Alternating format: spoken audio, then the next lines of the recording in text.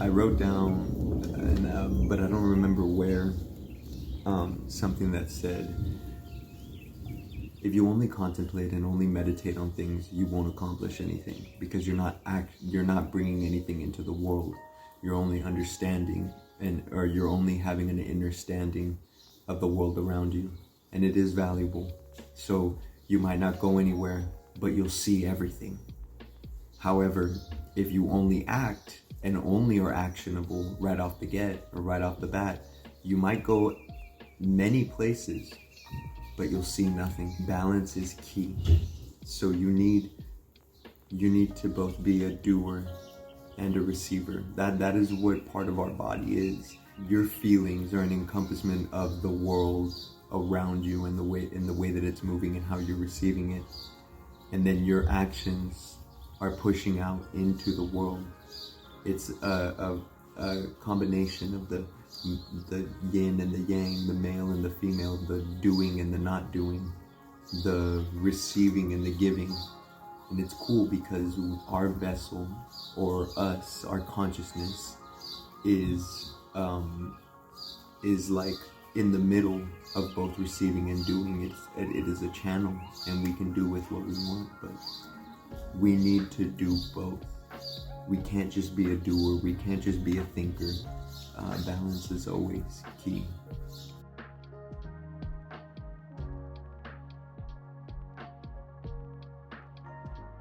I'm on break right now.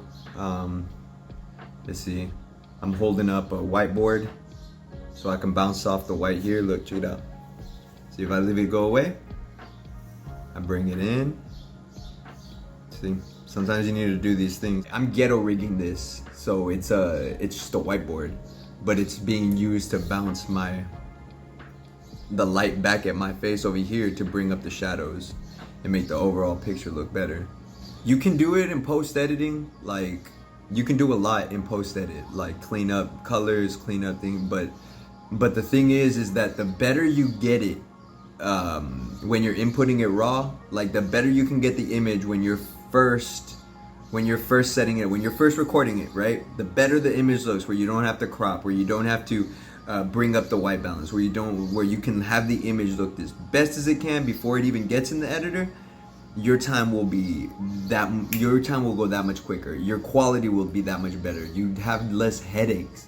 My face darker, but yeah, look at the difference. Boom. Oh, look at that. Look at that. So tomorrow is working at the pizza place, finding out how that's gonna go, seeing whether it's gonna be good or not.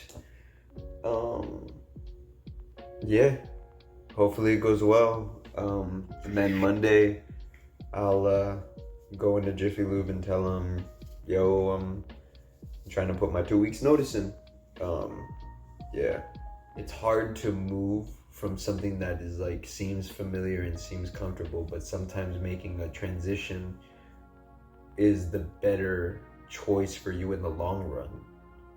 And so what happens is, like, let's say this is the optimal path or whatever, and I'm going down this path, so transitioning might keep you down going this way or whatever, but let's say you decide to move on to a different vessel or a different motion or a different path, you go over here and you drop down for a couple of days or a week or two, because you're transitioning. So a transition is always a flip or not an easy process. A transition will always bring you back a couple of steps, and then you can go forward if it's beneficial. If a beneficial transition is in place, you'll go back, like you'll take 2 steps backwards, and then you'll end up taking 5 forward or 10, or or even go faster than you would have originally.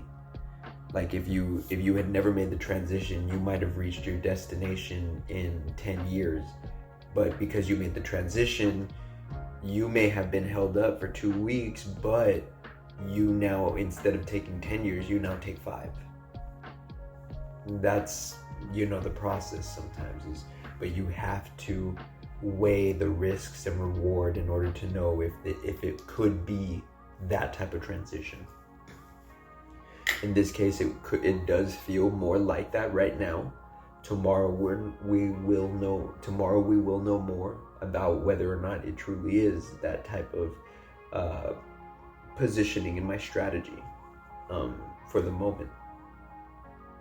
Yeah, and then we'll see where that leads from there.